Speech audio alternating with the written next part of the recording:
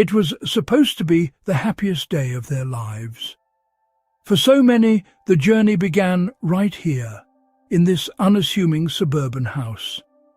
Couples from across America sat in Tara Lynn Lee's living room in New Haven, Michigan, clutching ultrasound photos, baby name lists, and the last of their savings. They had navigated a labyrinth of hope and heartbreak, and believed they had finally found their guide. They had found the perfect adoption broker, a warm, professional woman who promised them the one thing they wanted more than anything: a baby.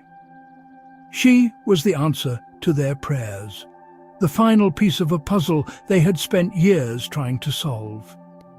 What they didn't know was that Tara Lynn Lee was running one of the most heartbreaking fraud schemes in modern American history.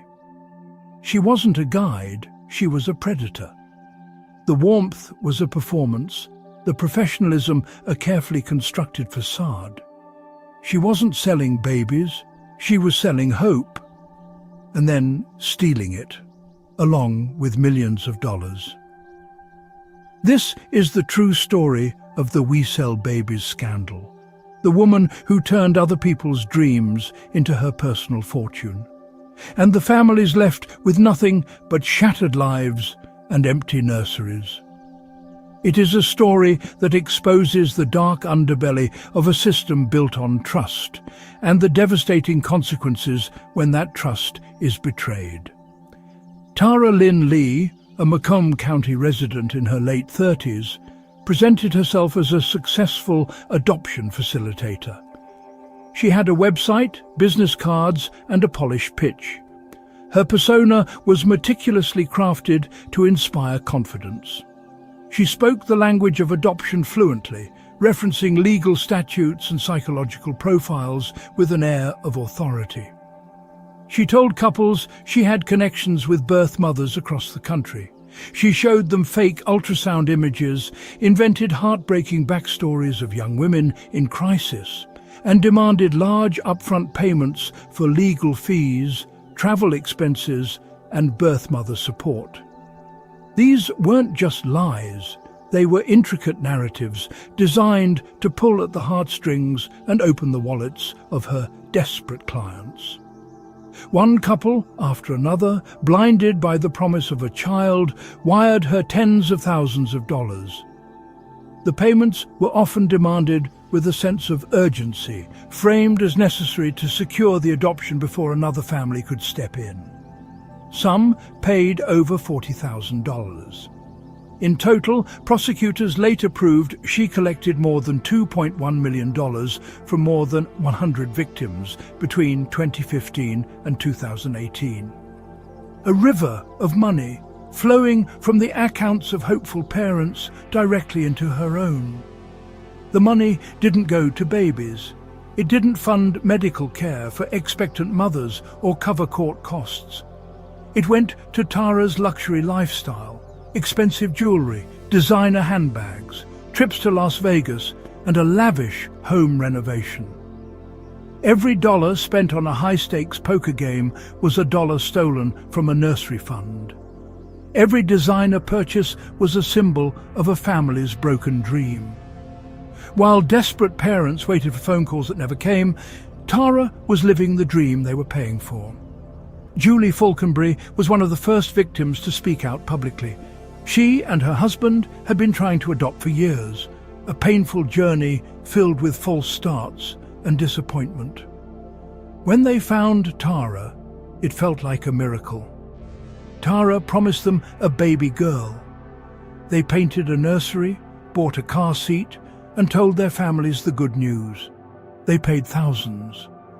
Then the excuses started. The birth mother changed her mind, medical complications, new paperwork.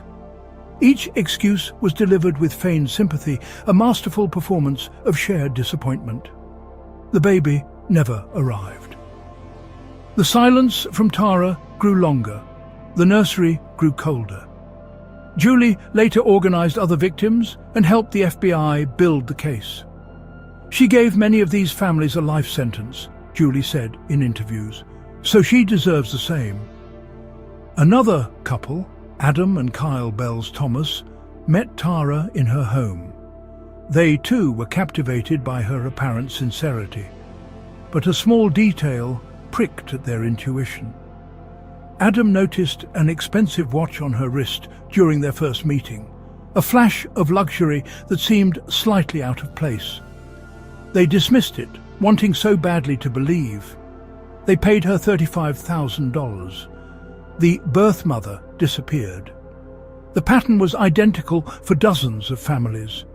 A story of hope, a demand for money, a series of convincing delays, and then nothing.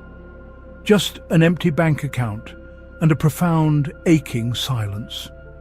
As more victims found each other online, sharing stories that were chillingly similar, a dark picture began to emerge.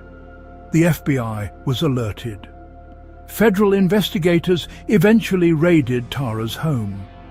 They found fake contracts, forged documents, and records showing she had invented dozens of non-existent birth mothers. The evidence was a testament to her meticulous deception.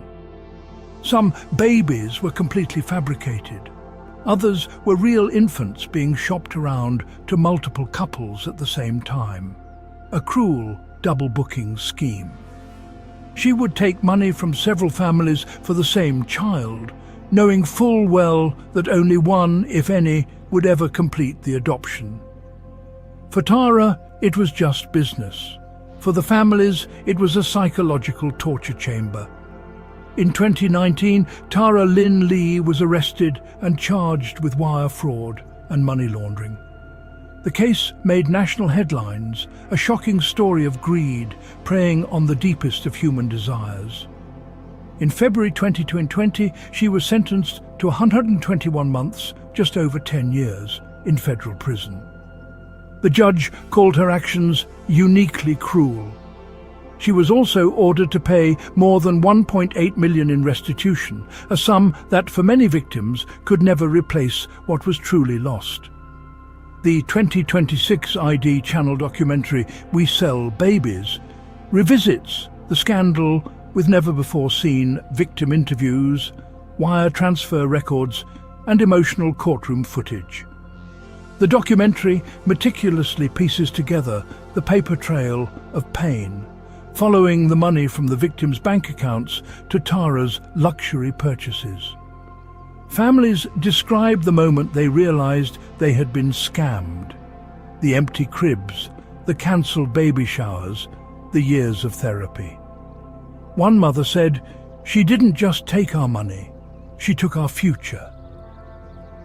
Another victim recounted having to explain to their own parents that the grandchild they were expecting would never be coming home. Tara Lee's scheme wasn't just fraud, it was a systematic destruction of hope. It was emotional terrorism waged against the most vulnerable. She preyed on the most vulnerable. Couples who had suffered miscarriages, infertility battles, and years of waiting. She didn't just find their weakness, she studied it, understood it, and then weaponized it for profit. She sold them the ultimate dream and then vanished with their life savings. The case exposed huge gaps in adoption regulation. The role of adoption facilitator exists in a legal grey area in many states, with little to no oversight. Many victims said there were no real safeguards for private adoptions. There were no licenses to check, no governing bodies to complain to.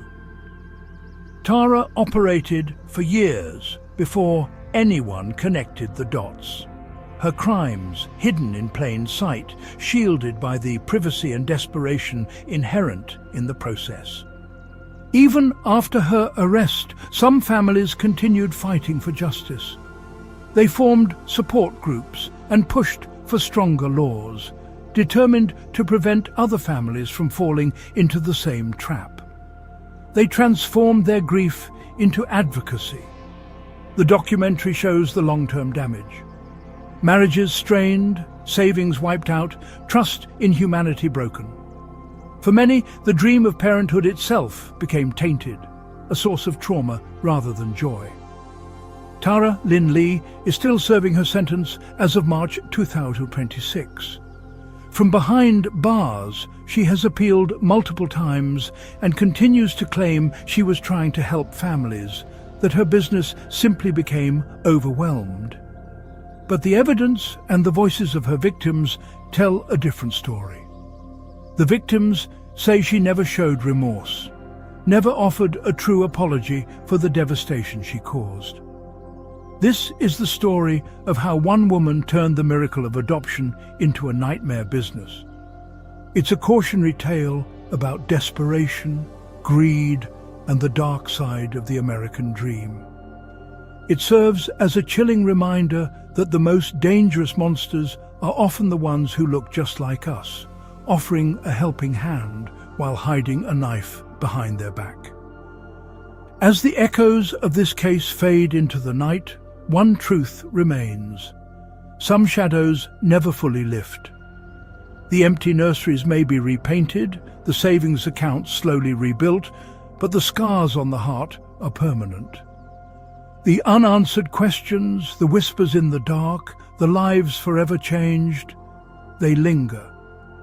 They are a constant presence in the quiet moments, a testament to a crime that stole more than money.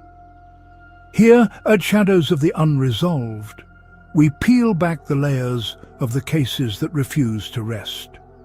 We delve into the stories that society might prefer to forget, because we believe that in understanding the darkness, we can better appreciate the light.